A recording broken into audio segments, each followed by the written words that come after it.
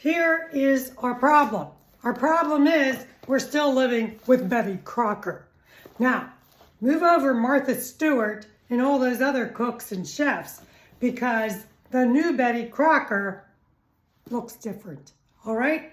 We look and eat differently, all right? So let's go down to the basics in the cookbook. All right, cooking basics. Yes, you need to know those cooking basics. But when you break down food by cooking it, you're doing some different things to the food, all right? You're making it into a different form. So some of those foods end up being refined. And sometimes we purchase them refined, all right? So what does that mean? The refining process means that it goes through a process of change, okay? And some of it is to the point where it affects our body systems and our blood sugar and our kidneys. They all have to respond to these refined products. And then they throw in a ton of other things that help to keep it on the shelf, right? And what do you call those things, right? There's all kinds of preservatives added to our foods to keep their shelf life. So you want to buy fresh food, right? Okay, appetizers and snacks. Okay, we're going to change this whole section. These are not appetizers and snacks. They're small meals, all right? And you want your PFFCs in those small meals, because you don't want to be diving around and dropping into a coma, because appetizers and snacks can send you right to jail. And I say that because there's a funny meme out there where a gentleman's like, you go right to jail, sends you straight to jail. No, this will send you straight to bed, all right? Or straight to the hospital. Beverages, let's change that up too. We got all those beverages. What are you relying on daily for fluids? Now, if it is a food fluid, which is anything but water, if you're adding, this stuff is junk. This is junk right here. This is not what it says it is. It says that it's an immune health support. Straight to jail, okay? That is incorrect. Look at this over here. Celsius. Now, in small amounts, you might be able to take some of this. You drink this whole can, you'll be off your rocker. And some of those monsters will send you off your rocker. Okay, you don't want to be doing that, because then you're going to send signals all through the body that you're not going to be hungry for the fiber foods, the fibrous foods, that are the plant-based foods that are coming from your garden. It's not just grains. People are so stuck on fiber as a grain. You know, you got to get out of that space. And you're saying, no, but everything goes through me. That's because you wore down the inner lining of your intestinal tract. It's not built up, and there's no traction because of what you're eating and drinking. And if alcohol is involved, you are straight to jail, straight to bed, or straight to a headache. Okay, let's go to the next section. Breads. What did we live on growing up? Quick breads, pancakes, waffles, those breads that we eat with our meals. Okay, they come from, sure, a plant-based food, which is a grain. And all those grains ended up being refined into flours. And then the impact of those flours on your intestinal tract, on your pancreas and your liver and kidneys is immense. So you have to be very aware of what this is all about. So if it was up to me, this would be straight to the garbage. Okay, cakes. Who didn't grow up making cakes? You can still make a good cake out of some almond flour or some mixed coconut almond flours.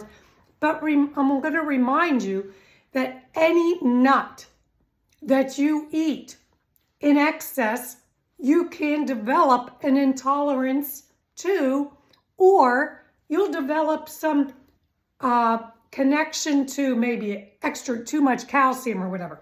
Just don't overdo it with your portion sizes. So just remember that. So what do you do with all these cake recipes? I'm going to say straight to the garbage. All right, candies. Who didn't make fudge?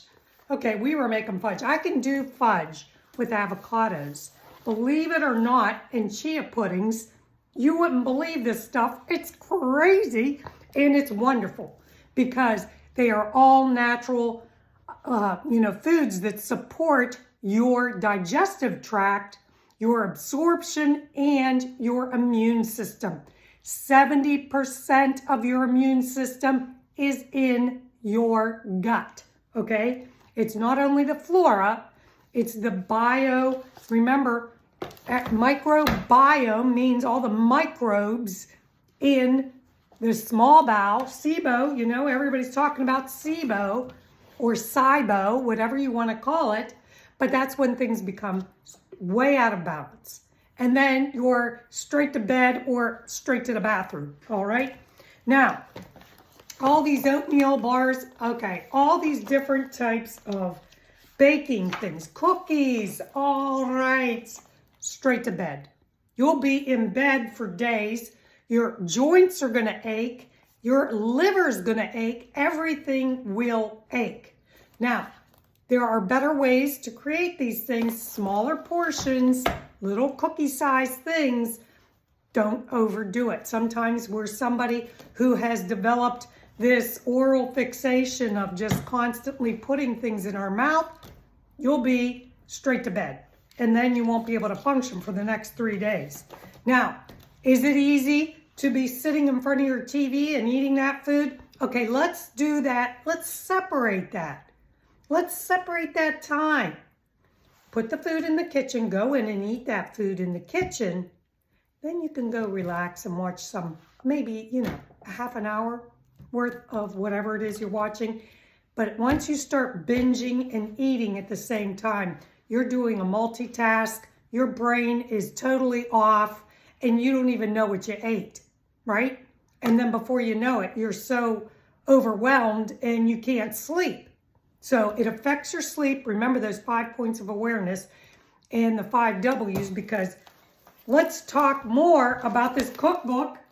Betty was busy baking. I bake every day. I cook every day, actually. Crock pot cookery, okay? So crockery cooking, that's not a bad idea. Just be aware of what quality foods you can use in place of junk food.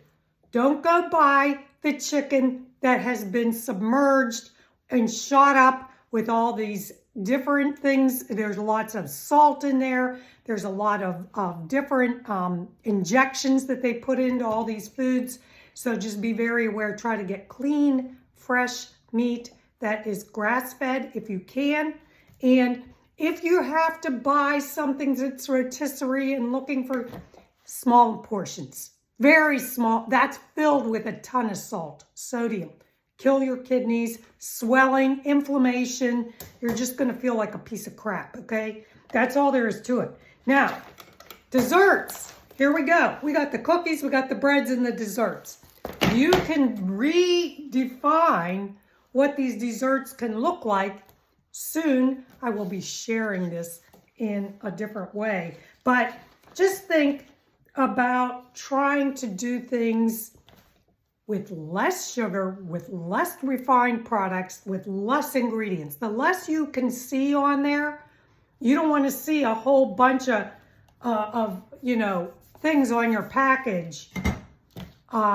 Anything that shows like more than 5 or 6 ingredients has been like injected with all kinds of stuff. Eggs and cheese. Okay, we're going to go into this a little bit more when we talk personally, but eggs come from the poultry family. Cheese comes from the cow family, which is a dairy, remember? Okay, so both of these contain calcium. You're also getting calcium from greens. Just remember, you do this, you're going to end up with kidney stones and, probably some uric acid issue levels, and maybe also some gout, overdoing the proteins, overdoing too many of the same types of proteins. We do it all the time. We were raised on casseroles. Those casseroles had tons of stuff in there in addition to the protein that was being fed to us. Fish and shellfish. Okay, a lot of people have allergies to shellfish. What they're really reacting to maybe is the iodine levels. Okay, is that a bad thing? Well, yeah, if you're diabetic, it is a bad thing. If at some point, naturally sourced fish and shellfish can be very valuable to you in small doses. If you're eating shrimp every day of the week, you're going to develop a problem. If you're eating all these different types of shellfish, or if it's contaminated, you're going to develop a problem. So that goes into food safety, and we'll get to that later.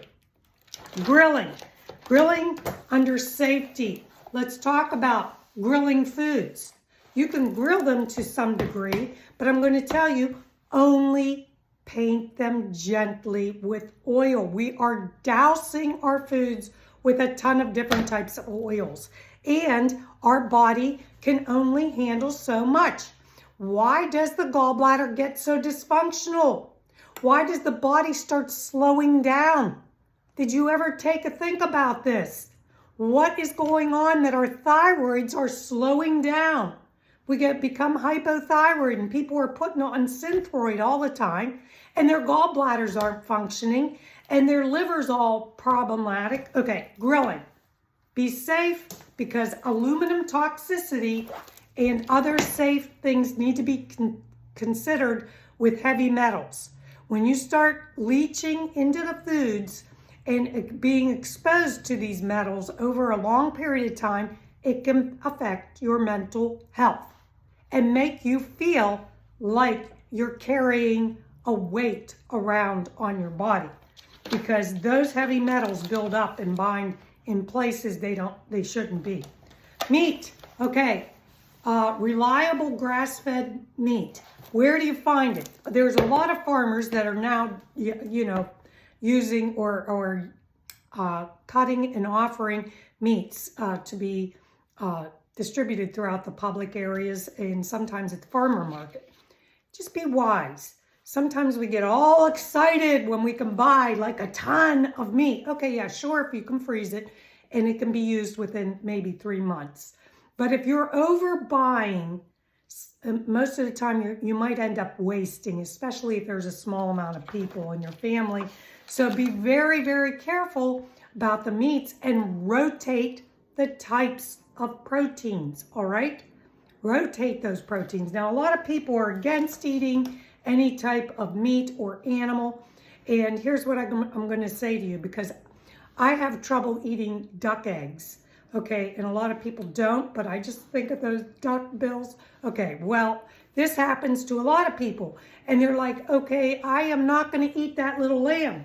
Well, I was raised on lamb, and I love lamb. Okay, but how do we approach that and address it ethically?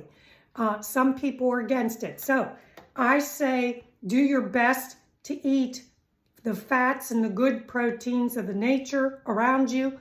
And there have been some unfortunate experiences with people who have avoided animal proteins, because some of those animal proteins are what we need in our body as amino acids.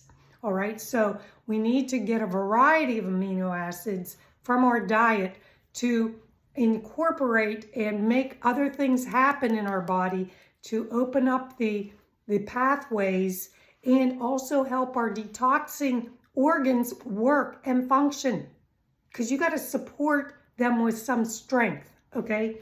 Pasta. All right, straight to diabetes. That's it. Pasta. There's all kinds of pastas out there. There are tons of different types of pasta. They're coming up with pea protein pasta. Well, because my daughter was allergic to soy from infancy, we put her on soy formula, and then she developed the peanut allergy, which I know that IgM marker may have, transferred those antibodies to her. and to the other kids, they're all allergic to nuts. Okay, so they think that is the biggest problem when some of these refined things like pasta might be the underlying problem with the sugars. Okay, so you got to get these homocysteine levels under control. You got to get some of these inflammatory markers down with some of those other foods you're relying on. And I know that it's hard for some people to get up and drink a little bit of black coffee, or a little bit of like some small amount of milk, but that's got to be part of your meal. All right. You can't be like sipping on that all day. You're asking your body to perform duties in between meals. So think about that thing. Okay, so pasta probably send you straight to the hospital or straight to jail. Pies and tarts, wait a minute. Okay, baked apples, baked pears, oh mamma mia. You can bake so many good fruits. You don't need all that extra stuff.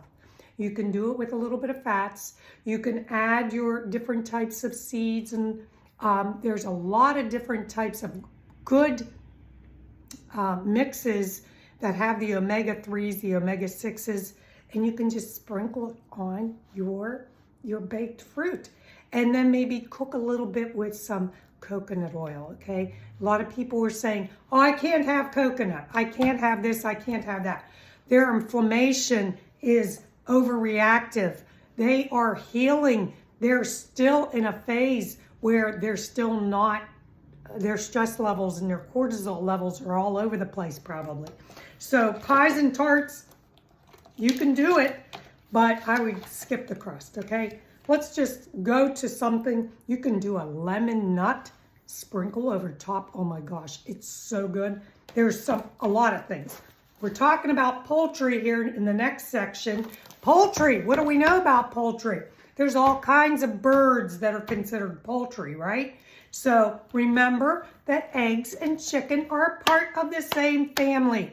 And some of those proteins, there's calcium in there. There's all kinds of different types of minerals that come with your foods, okay? So if you're overdoing 10 million eggs, a lot of people are like, oh, I'm just going to eat all these eggs. All right, well, your calcium levels can still be affected, okay? So it is good to get the protein in there. And a lot of people are protein deficient because they're on a very high carbohydrate diet, which shoots those estrogens way off the charts and then causes cholesterol issues, and you're dealing with a whole new ballgame. Okay, now, salads and dressings. Ooh, I have some fun things with salads and dressings. Now, do a naked salad and then play around with some different ideas. Real quick, I'm going to show you. You can do a lot of different things. You can go buy something called green goddess dressing. Okay, this is all natural. Lemon juice, chives, basil, and garlic. Okay, these are vegan. You can zip up some red peppers and add some seasonings to that. Maybe just a little bit of Mediterranean type seasonings, and make it into a puree and just put it over your salad. And then also you can add some olive oil to one of these shots. Okay, so today maybe you're going to do an elderberry, ginger, and turmeric shot. Just add a little bit of olive oil and pour it over your salad. That's a great way to use different shots for salads. Soups and stews, my favorite. I love soups, stews, and chilies. And also, I want to share this. Thomas Jefferson was all about soups, stews, and salads. So when you think about soups and stews, you just don't want to overdo it. You know, corn has been in our livelihood for years because we have cornfields everywhere. Soy was always all over the place too. But most people rely on corn, and corn is a carbohydrate. So you got to remember, if you're passing corn kernel, whole corn kernels, and you're seeing it come out the other end, it's not a good sign, all right? Look, carbohydrates, complex carbs, they're different than the simple carbs, but corn and peanuts very high on the mold list. So you might have a mold intolerance, and maybe that'll also affect your mental health. So you might want to be careful about adding corn and pasta to your soups and stews. Now, I'm telling you, we loved stew. I loved beef stew.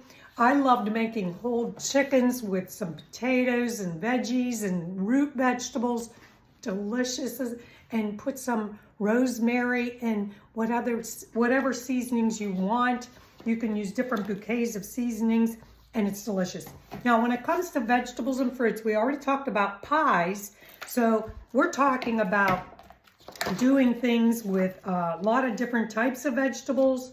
And, some vegetables are like in that fruit section, like a tomato. Some people, it's a fruit. I learned a lot about how these are crossed through, what we term them as. And some of the stone fruits and the strawberries and things, they're called goitrogens. What about these goitrogens? They tend to make the thyroid get enlarged. And what they know about some of those foods, they're also called the dirty dozen. They're part of the dirty dozen. Now, there's pesticide issues related to some of those fruits, okay, and depending on where they're grown and how they're farmed. So just remember that. And the soil. You want to remember the soil, because the minerals in the soil affect the fruit. And then if you're getting too much of one type versus another. Another thing you want to remember about vegetables is that there are different tomatoes, peppers, and eggplant are considered a specific type of food that is a nightshade. And those nightshades might have different effects on you. If you were born and raised Italian and you were drinking sauce every Sunday with your pasta, a lot of people still that aren't Italian love sauce. So some of those things have turned into, and they added sugars to so many of those tomato pastes and tomato sauce, and it just ruined the whole flavor. So just remember that when you go through one of your cookbooks, to really think about how much you're cooking, what you're combining, how these different combinations might affect you internally, how it affects your detoxing organs, and also what you're not eating. Okay, a lot of people are relying on one section of this book, like I did. I loved cakes, and I loved pies, and I loved cookies. So, but I also did love cooking with my mother. So these are things that you can incorporate, take out, or let's replace some of the things that are causing disturbances in your gastrointestinal system with newer, higher quality foods.